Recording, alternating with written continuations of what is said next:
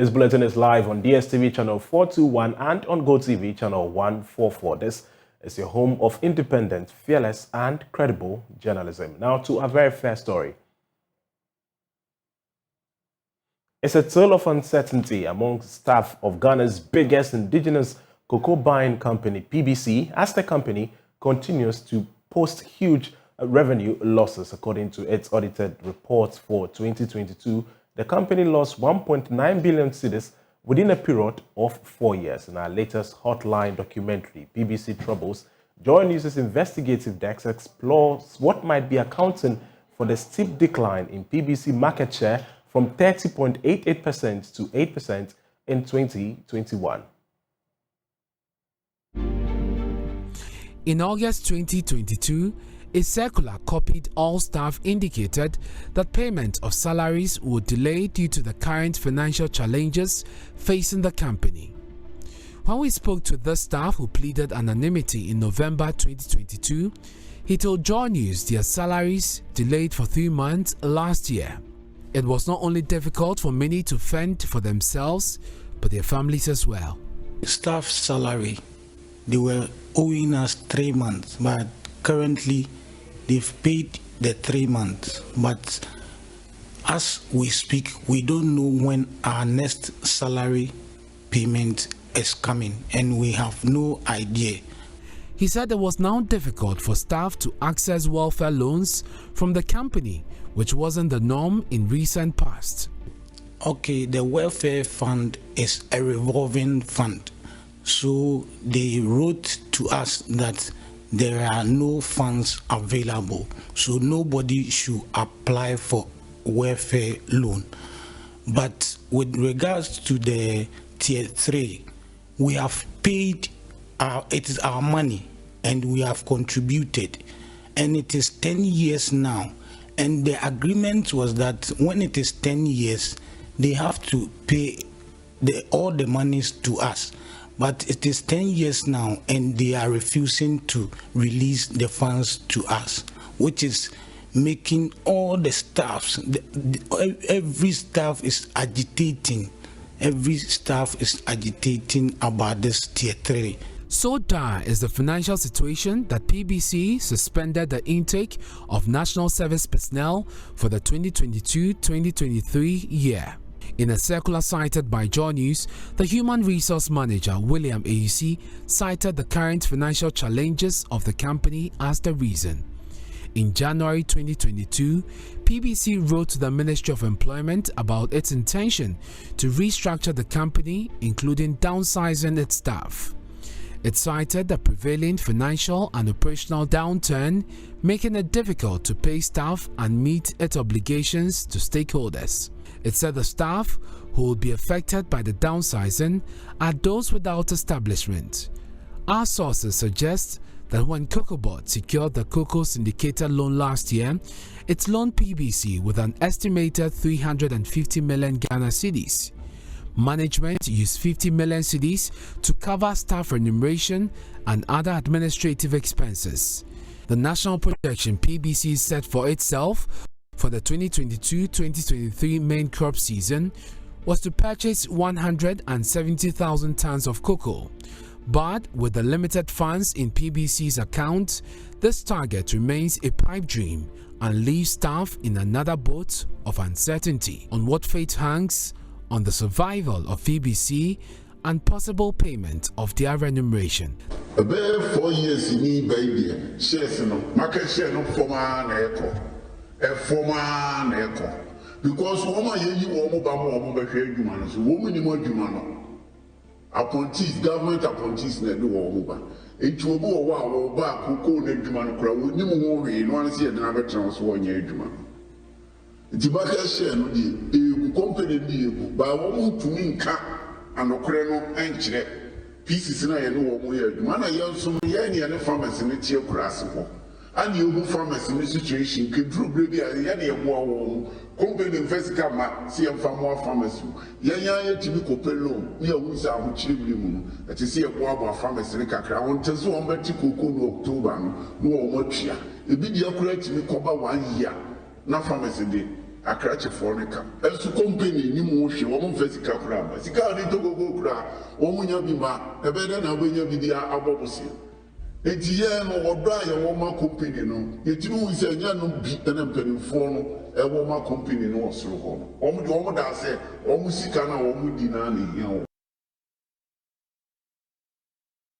BBC Troubles will be airing on Monday, 17th April on the Super Morning Show at 8:30 a.m. and on the Joy News channel at 8:30 p.m. Away from that, Finance Minister Ken Ofori-Atta seems to have backtracked on the May deadline to secure an IMF deal, urging caution as he points out an outstanding critical requirement that is simply out of Ghana's control. This outstanding requirement is Ghana's creditors submitting assurances of agreeing to restructure debts to the IMF board. Mr. Ofori-Atta, however, believes that the nation has so far received some positive assurances.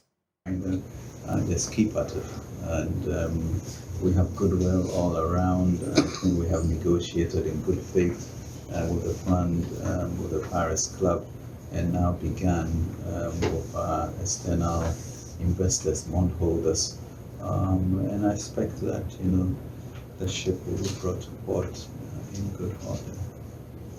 And really to thank Ghanaians for the forbearance, very difficult time for all of us.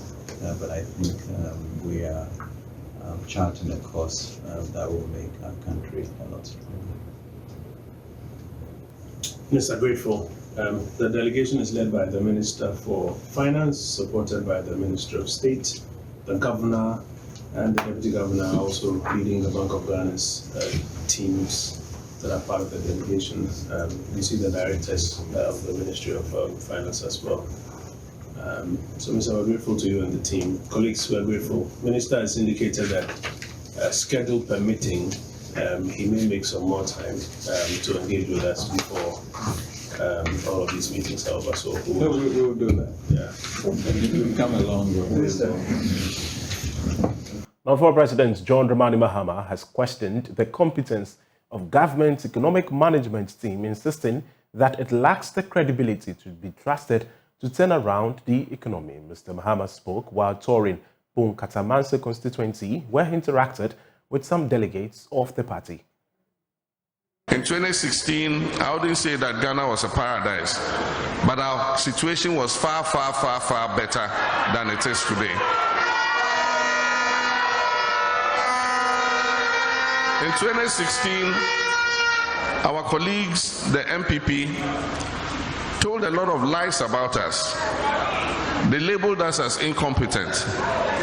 And they came with a lot of big and sweet promises to the people of Ghana, and used that to persuade people that there will be a better government than we were.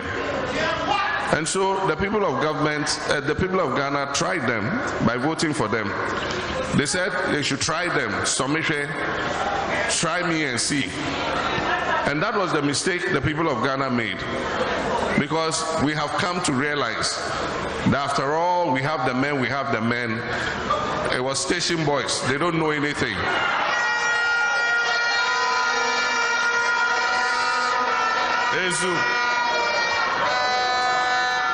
If you take our ministers who were running this country in 2016 and compare with their ministers who are running Ghana today, pound for pound, our ministers were far better than any of them.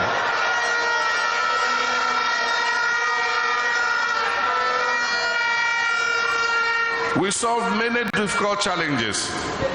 Doomsday was not created by us. It was the lack of generation capacity over the years. And so when we came into office, we were confronted with it. We did not run away. We did not shift the blame to somebody. I could have said President Rawlings and Kufuor and President Mills did not add new generation. That's why. But what we did was we took responsibility. I went to Parliament, I said, yes, okay, you elected us to take responsibility. We take responsibility and we shall fix it. And truly, by the time we left in 2016, we have fixed the doomsday. The former president also says that a vote for the governing New Patriotic Party in the 2024 general election will completely destroy Ghana's future, he opines that the excessive borrowing of the NPP administration will have serious implications for the country's future generations. That we were incompetent, that we didn't know how to administer. Ghanaians should vote against us, and that when they come, they will change Ghana in 1.5 years. The money is there. I've worked in Bank of Ghana before. I know the money is there. We don't have to borrow to develop this country. Now today, look at it. We are suffering. Teachers are suffering. Nurses are suffering. Drivers are suffering. Remember they said all that.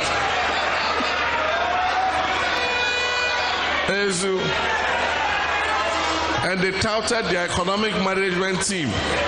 Senior Minister Osafo Mafo, Professor Jambafo, Alan Trematin, Dr. Akoto Efriye. I mean, what a solid team. Look at where the solid team has landed us. And today, many of those who are part of that solid team are separating themselves and behaving as if they were not part of it. My friend Alan Cash, he wants to run for president. He was part of that solid team. But now he says that MPP has become a no-action, talk-only party. You heard him. He said and this MPP has become NATO, no-action, talk-only party. And that's how they've always been. God has gifted them with a very sweet mouth. And so they come and they'll tell you the things you want to hear. But we've gone through what has happened over the last few years. And it happened for a purpose. Because with the kinds of promises they made and the kinds of things they said, if we had continued in government, whatever we do, Ghanaians will say, oh, if MPP had come, they would have done better.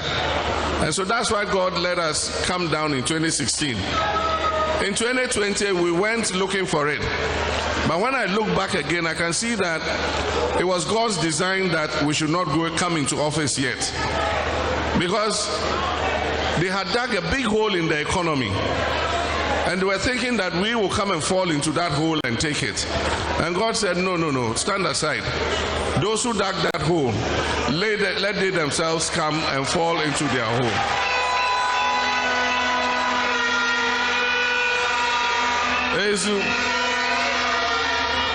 Because with what is happening today, if we were in office, we would have had to take the kind of tough decisions that they are having to take. And they are going to sit aside and say, we told you, NDC has come again. You see how Ghanaians are suffering, but they are the ones who have caused that suffering. So let them start cleaning up the mess.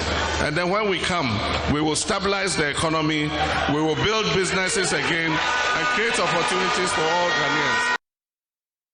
Let's now turn our attention to the Ashanti region, where the upcoming New Patriotic Party primaries for the Kumawu constituency for the by-election is expected to be fiercely contested, as 8 persons have so far filed their nominations. Amasewa is the only female aspirant, with former Member of Parliament for the area, Yaoba, also staging a comeback. The Director of Health Promotions at the Ghana Health Service, Dr. Abuaji Da Costa, has also joined the race, to the surprise of many. Here's a report by Nanayao Jima. The Kumawu constituency seat has always been held by the New Patriotic Party. In the 2020 parliamentary election, an independent candidate, Kwakudia, came close to snatching the seat, polling about 3,000 votes less than the winning candidate. To us who voted and who are from this constituency, everybody knew that I won that election. And for that reason, I was bent on going to court to seek redress. Votes of the New Patriotic Party in the parliamentary election declined from 21,000 in 2016 to about 14,000 in 2020. To many, divisions and disaffection within the party is the cause. Dr. Da Costa Abuaji, who has started meeting delegates, says uniting the party remains the only means to restore dominance. Well, like if you check my inscriptions, it means new vision, new voice, and unity. So now my vision is to unite the party in the constituency, to bring all the groups together. The only female among the aspirants, Amasewa sees herself as the unifier. Well, 2020, we put it straight to the fact that one of our own went as independent. And that is why I'm saying I am here as a unifier. Because often families fight. That is inevitable. It is important to sit and put together everything and ensure that people's grievances are heard and felt. Former Member of Parliament, Yao is hoping to stage a comeback after 10 years. But Ernest Yao Enim sees himself as the best bet towards restoring the party's glory. We were with Honorable Baswa all these years. We helped the party. We made sure MPP retained the seats. When things were tough, we came together, we rallied behind him, and were able to get a victory for the party. We came to serve the party, we didn't come to serve individuals. Edward Osei came second in the previous primaries of the party. I helped. I was very instrumental in the voters' registration. Used my car and my money to bash people to the polling stations to pick up people. I was also very instrumental in the elections for Nanado and also for our late Honorable Philip Baswa. Kwame Appiah-Kubi is another aspirant expecting victory. The MPP rewards hard work. The MPP rewards long service, and I have a track record. Personally, I've done a lot of developmental projects for my communities. Osei Sharia Bempa and Philip Bano are the other aspirants. There are no much economic activities in this constituency, and my vision is to lead the people, mobilize them along developmental projects, and also to reinvigorate economic activities within the community. Kumawu yehia sumdwe, yehia obi odi nka bombeba. Duwe nyina nya baako. Na ye nyina nkoto aban asumdwe kwanso. Ye ne sanso a yenya obi obetimi ama impuntu abakumawu mu no. Leadership of the party at both regional and national levels have been in the constituency to meet delegates ahead of the primary. For Joy News, Nanaya Ojima reporting. Away from politics, traders at the Akwetia line are up in arms against their Sokori Mampon Municipal Assembly over attempts to pull down their shops for the construction of a new market after failed attempts in the past 7 months for the traders to voluntarily evacuate. The assembly moved to the site on Friday to evict the traders, but the exercise was resisted as the traders engaged the police in a confrontation where 2 individuals got injured. Love FM's Nana Boachi Yadom has more on the following report. The new market project at Akwetia line was expected to commence 7 months ago, but the traders were not pleased with the resettlement process. Hundreds of traders took to the streets to express their displeasure over the relocation exercise when the project contractor and the municipal assembly visited the site.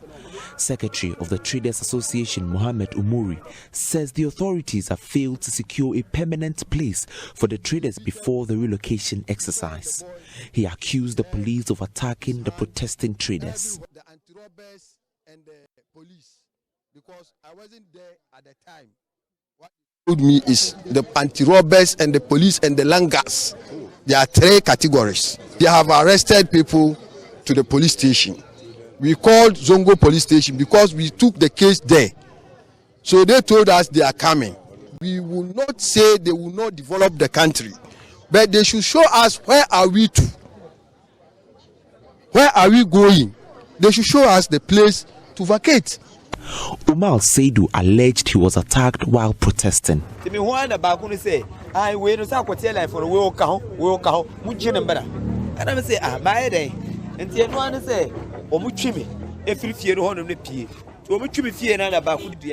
was attacked by the police and the anti-robbers for not doing anything wrong. They hit me with a stick until I got unconscious.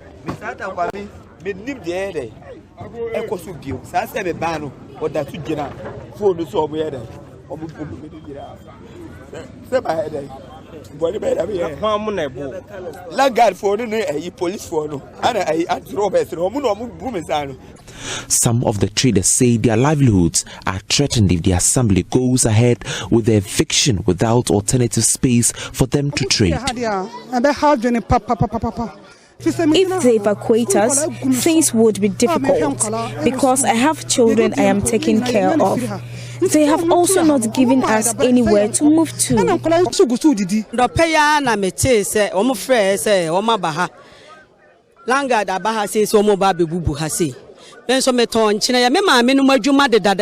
I just heard land guards came here to demolish the place just this morning. I have stayed here for over 60 years.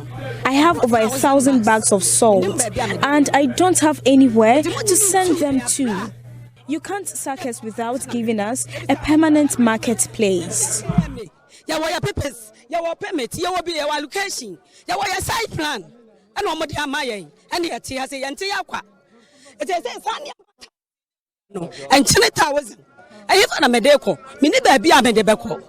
Municipal Chief Executive of the Asokori Mampong, Kennedy Kankam, says the assembly is willing to relocate the traders to a more secured market for the project to begin in phases. DMC pleaded with the traders to comply with the relocation exercise. All what we are trying to do is to rearrange the place so that we will implement the project in phases.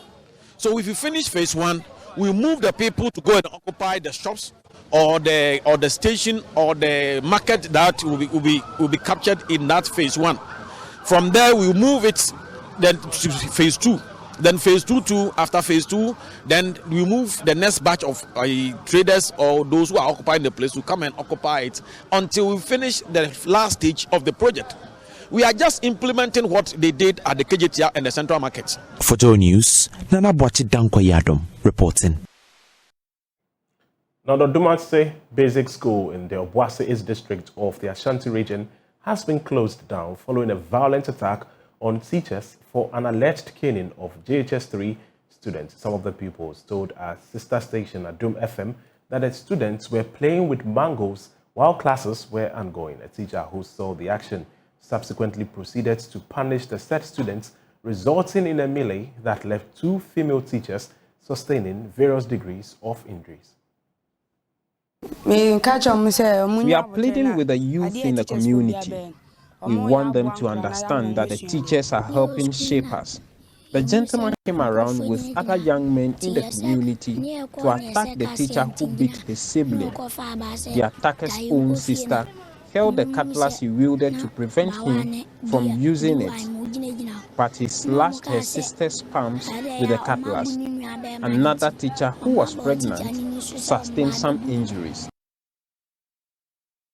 Meanwhile, District Director of Education for Obuasi East, Kwabena Owusu Nketia, says that the case has been reported to the police. I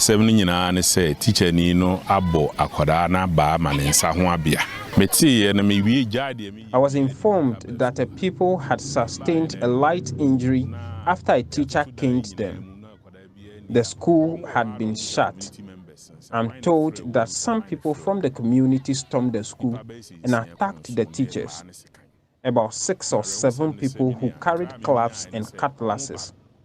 And the worrying aspect of this story is that a sibling of the leader of the attackers who was trying to prevent him from using the cutlass sustained injuries when she tried to take the cutlass from him. It means that if he had come to meet the teacher who caned his sibling, the story would have been worse. The people who did this live in this community. The people know them. We should be able to arrest them and hand them over to the police so the teachers feel safe. In that case, the school can reopen.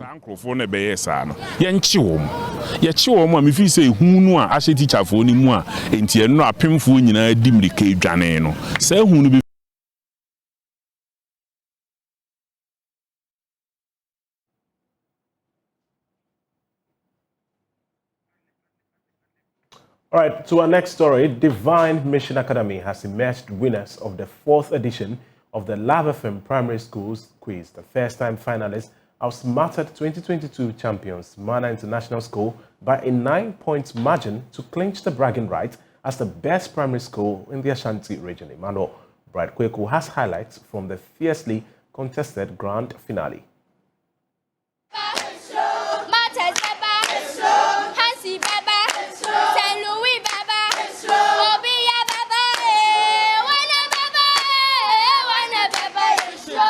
These are the champions for this year's Love FM Primary School quiz. I am talking about Divine Mission Academy. They are coming all the way from Ejoso, and definitely they've kicked out the reigning champions, Mana International School. We'll be finding out from them how excited. As you can see already, they are just moving to the Jama. They are singing out their joy. They are singing out with passion. I'm very excited because of our performance today. I never expected to do this, but today, God, by the help of God, He has enabled us to win the trophy. So what trick made you win? What trick? You are the only female amongst your friends. What did you do that made you set out or stand out amongst your peers? I learned hard and I prayed to God to help us win. As the father of these children, once my children are happy, I am happy. That is the essence of education. We want to put the best in them. And once they have recognized the value of what they have achieved today, I am fulfilled. We have last year's champions for the Love FM's primary school quiz. That is Mana International School. Unfortunately, this year they couldn't make it. They couldn't clinch the title as the best primary school in the Ashanti region. In the first round, you were leading, but what happened? We didn't expect these type of questions. About which questions were you expecting? The questions that we've learned. We are proud. At least we came through to the finals, and that's a plus for us. So we are proud of our students and our school as well. I have the contestant and a teacher from Martha Davy. Unfortunately, they came third at the end of the contest. We want to find out from them what is really going through their minds and what should we expect from them in the coming year. I can see you are not so happy. I see tears running from your eyes. What's going through your mind? How do you feel at the moment? I feel very sad, but this is our first time we came to this quiz, so I hope next year we can do better, more than this.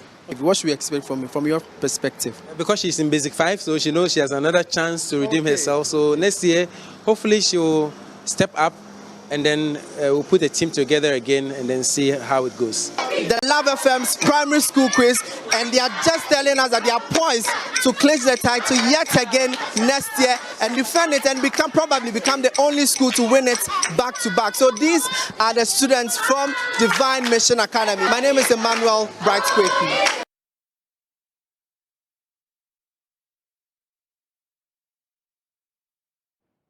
Now, the Ghana Boundary Commission is facilitating the construction of the first feeder road to the border community of Dollar Power in the Savannah region. This follows the Commission's first visit to the area in 2021. The road is being constructed by the Ministry of Roads with 48 Engineers Regiment as the contractors, addressing the press during a visit to the area and a community sensitization program. National Coordinator of the Ghana Boundary Commission, Major General Emmanuel Kotia, said that the road will help the regular inspection of the international boundary line between Ghana and Cote d'Ivoire. Maxwell Agbagba has more in this report. Welcome to Dollar Power. In this community, there are no access roads, so the community people only use motorbikes. We're here with the Ghana Boundary Commission. We are doing an inspection of Ghana's international boundary line with Cote d'Ivoire. Major General Emmanuel Kotia has been addressing the press after visiting the site himself on a motorbike. He says Ghana Boundary Commission is working together with the 48 Engineer Regiment to provide some feeder roads. This, he says, will help with the regular inspection of Ghana's international boundary line with Cote d'Ivoire. He says it would also improve security here in this community. tucked away from the eagle eyes of security agencies, some residents here are causing devastating damage to the environment with impunity. The lack of roads at Dollar Power has made policing very difficult. There is no police station. This has given rise to many challenges like illegal mining and more. Speaking during a sensitization program organized by the Ghana Boundary Commission, DC for the area, Veronica Alele, says the construction of the road will make the community easily accessible. Bridge, you know, ye enra womu de womu niema nyina besi ho se womu be ye bridge no na womu yi kwan no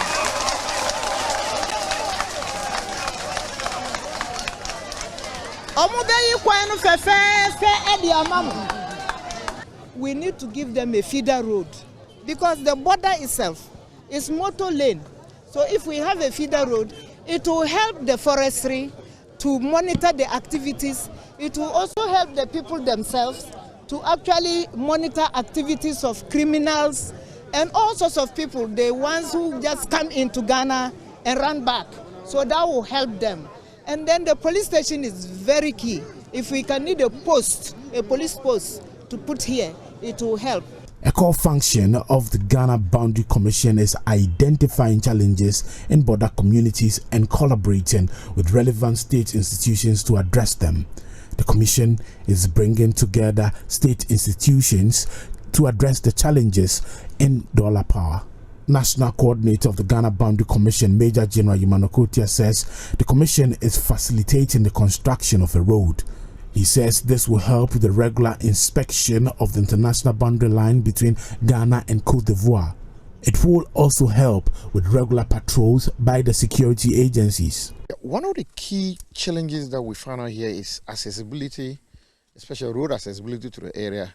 As a result of that, security agencies and other agencies are not able to undertake. One thing we have done as a Boundary Commission is to facilitate the construction of a feeder road. And as I'm speaking to you, the 48th Engineer Regiment has started putting their resources together, and the feeder road is going to be constructed along the international boundary line to Dollar Power. In that regard, one is going to serve two purposes. The first purpose is for that road to aid inspection, regular inspection of the international boundary line and especially the pillars. And the second purpose is to aid any security agencies or any other agency like the Minerals Commission to undertake activities in this general area. You will realize that you can only access here, we can only access here by motor, and going around by air, and going around Dollar Power, we can only move around with motorbikes because there is no road within the community. Speaking during a community sensitization program, Major General Yumanokotia urged the residents to safeguard the international boundary line between Ghana and Côte d'Ivoire. We had reports about the tampering and displacement of boundary pillars in this community. We came for the inspection, verified a number of boundary pillars along the international boundary line between Ghana and Côte d'Ivoire removed. As a result of that, we engaged the chiefs and community leaders of Dollar Power. Then we were able to identify some of the underlying reasons why this had happened. Partly because of illegal mining that was going around, just because people do not really understand why those pillars are there. Now, after the community sensitization during our visits, in subsequent periods, the people here came to an understanding and recognized that these pillars are very important landmarks for the country. I can happily announce that there have not been any tampering of the pillars since those that were identified in 2021. And I must say that the sensitization that went on during that period was very significant and helped to achieve this. Major General Emmanuel Kotia has been also been explaining, I beg your pardon, more on what the Commission is doing to handle the challenges they've identified in the course of the Boundary Commission's work. Thank you. Good afternoon for having me on the show. The solar power was one of the first areas that we visited when the machinery of the Commission was put in place. And this was as a result of some security challenges that were raised by the Ministry of National Security. So when we got to Dollar Power, we realized that one of the key challenges was that they were removing and tampering with international boundary place, which we really are the custodians of these so far as the law establishing the Ghana Boundary Commission is concerned. Now, alongside that, there were thick plantations that were planted to guard, to preserve the boundary place. Those were also being uprooted. What we realized was that it was as a result of probably the illegal mining activities that people really wanted to clear the boundary place so that there will not be any demarcation between the two countries. And that was against the sovereignty of this country. It means that we will not have a boundary, clearly defined boundary that demarcates Ghana with Cote d'Ivoire. So the biggest challenge there was also the lack of access to Dollar Power. As your reporter mentioned, we can only access Dollar Power by helicopter. First visit, we had gone to Dollar Power on a couple of times, and we went to a number of agencies. The Forest Commission was one of them because most of the forest reserve there were depleted. The Minerals Commission was another agency that we went to, and then Ghana Geological Survey Authority determined the extent of gold in that area. In addition, we went on a reconnaissance visit with the Ghana Police Service, the military, and other security agencies to assess the situation. Clearly, one denominator was that there was the need to open up the place. Yeah, the expected consequence is that the state might not have full control in the area. The second thing too is that we can easily have a lot of criminality going across Cote d'Ivoire, and the blame will be on Ghana. So it is important for us to have control in that area and also to have a clear demarcation of our boundaries. The Minister for Health, Kweku Agyemang-Manu, says that diabetes is set to become one of the leading causes of death by 2030, and therefore Ghana and other lower middle income countries must spend more to fight the disease. Speaking during the signing of a memorandum of understanding between the Health Ministry and a French multinational healthcare company, the sector minister said that fighting and treating diabetes must be put high on the national agenda. Diabetes is said to become one of the leading causes of death in our country and elsewhere by 2030. We are proud as a ministry. We have developed and launched the National NCD Policy and Strategy, which provide policy guidance and strategies for preventing and controlling NCDs in Ghana. Prioritizing the prevention, early detection, and management of diabetes in Ghana is crucial in reducing the morbidity and mortality of diabetes. And this requires collective action and commitment from various stakeholders. We prioritize COVID because we identified it as a pandemic. And diabetes, as yet, hasn't even got close to how we treated COVID-19. But it is there. Dr. Tiaso was mentioning the diabetes center in Kumawu. When COVID came, like you said, we all rushing, trying to do things to combat COVID. In the process, we fitted the fevers unit. You might have seen that. And even just behind, put up an ultramodern isolation center in Kumawu for COVID and other infectious diseases that we may anticipate in the future. Nobody thought about diabetes. The monies we were spending was all on COVID issues. and other infectious diseases we anticipate will happen, so we should get ready for them. And still, when we have been talking about emergency response, we are not even adding diabetes yet, but it is there. So like we advise, we need to do a lot of work to try to put diabetes at a point, the place where it deserves to be looked at. There is a high financial burden on persons living with diabetes. The testing kits, the glucometers, the strips, and medication, just not affordable for a very huge proportion of our population.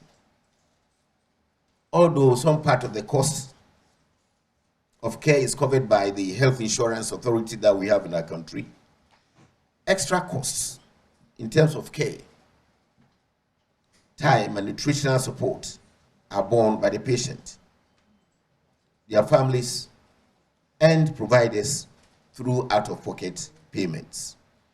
Due to the chronic nature of the disease, the cost of care trends to be lifelong, further driving families and communities into poverty. And in some instances, we can even talk about catastrophic expenditures based on the poverty level of whoever is affected with the disease. Diabetes is a significant public health challenge that requires all to come on board. Indeed, the Sanofi and the Ministry of Health Affordable Access to Diabetes Care Program is a timely intervention necessary to enhance the management of diabetes in our country, as persons diagnosed with the disease have a greater chance of having access to equitable, comprehensive, affordable, and quality care for better outcomes. The stipulated objectives of the program seek to address some of these concerns, and the Ministry of Health is ready to render its full support towards its successful execution. The good news is that this partnership we are entering into with Sanofi is one of our planned activities as a way of implementing our NCD's policy and one of our strategies to try to make sure that Ghana attains universal health coverage by 2030. It is my hope that with such initiatives we will continue to strategically position Ghana as a global health leader through complementarity, cooperation, and effective partnership. Now, the chiefs of the Bongo soil community and the Bongo district of the Upper East region have given a 1-month ultimatum for nomadic Fulani herdsmen residing in the community to leave. The residents say that these herdsmen have illegally occupied their farmlands and continue to terrorize the indigents while their cattle destroy their farmlands. Albert Sori has more on the following report. Tuesday, March 28, 2023, there was a clash between the community members of Bongo Swing and some herdsmen of Fulani descent. The clash reportedly occurred because a man from Bongo Swing who went fishing was ambushed and beaten by some of the herdsmen. According to members of the Bongo Swing community, the victim, Atia Nso, had a fracture on his right leg, and his motorcycle, a mobile phone, and an unspecified amount of money were taken from him. Former Executive Director of the Ghana Integrity Initiative, Vitus Azim, who is also a native of the Bongo Swing community, addressed the press conference. The educated Fulanis in other parts of the country are living peacefully with Ghanaians and nobody's attacking them. These enlightened Fulanis should desist from making any derogatory remarks about what happened in Bongo Swing without knowing all the facts.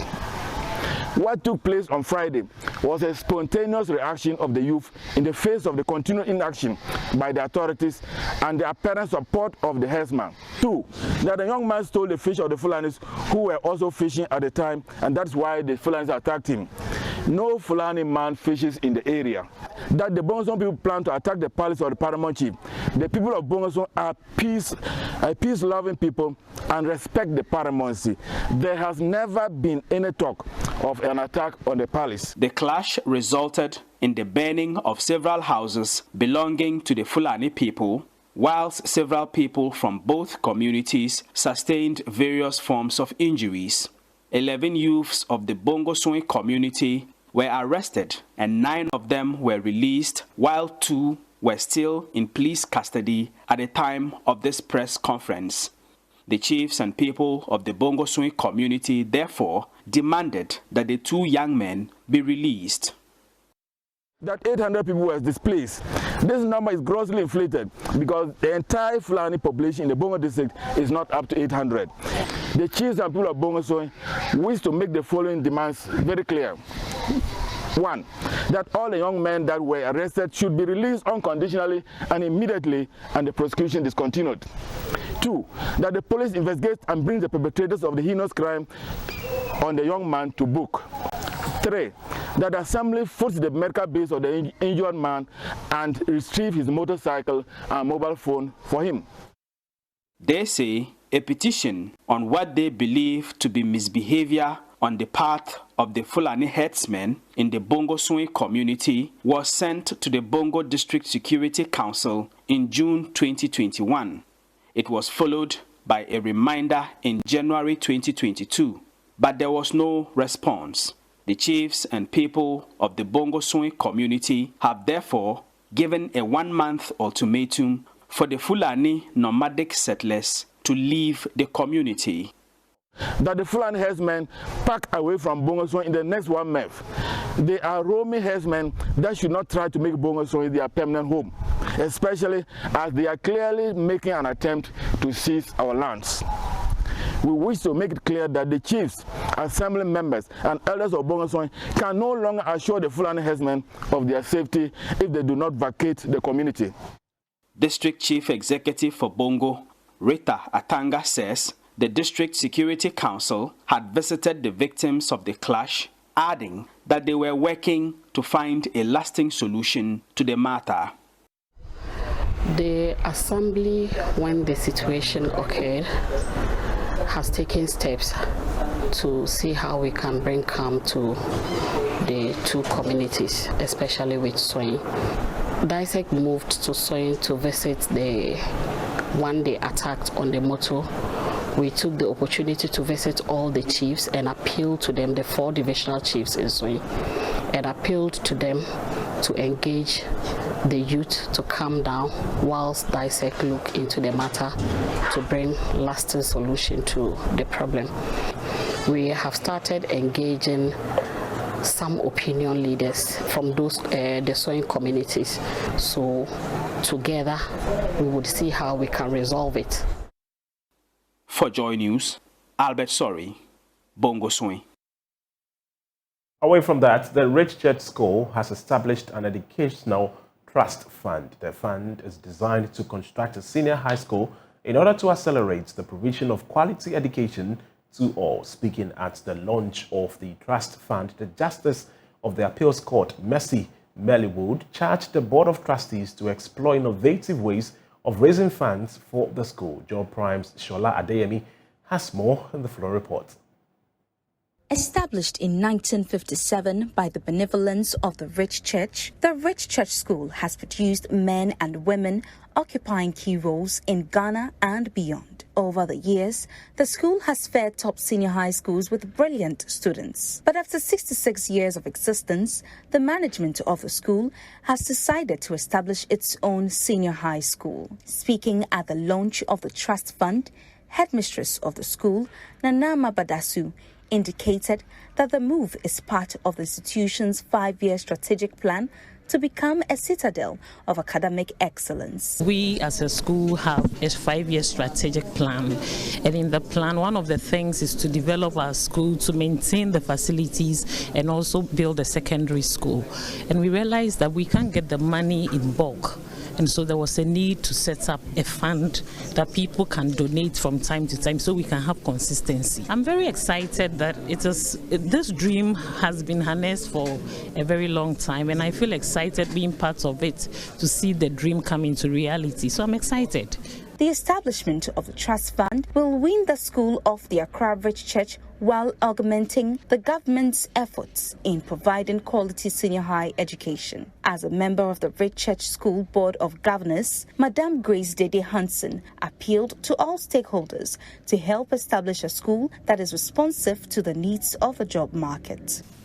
We are saying to the alumni and friends, we need your help. Please come to Rich Church School and help us. Come and help us set up a modern 21st century top senior high school that has STEM as its focus, combining both the national and international curricula at an affordable cost. The Justice of the Appeals Court urged the trustees of the fund to carry their mantles with diligence to help the school achieve its goals. The trustees who have been carefully selected, I'm reminding them of the tenets of accountability, transparency, and keeping the purpose of the trust fund in mind. I charge them to find innovative ways of generating income. All stakeholders have to be given regular information. The Rich Church School Trust Fund is expected to raise about 200,000 Ghana cedis as seed money. This will also help upgrade the existing facilities, provide scholarship to deserving learners, and improve academic programs. Lois Adeyemi's report for Joy Prime. It's a wrap on the news. For more, log on to www.myjoyonline.com. My name is Paa Kwasi Schandorf. Do have a pleasant afternoon. Bye-bye.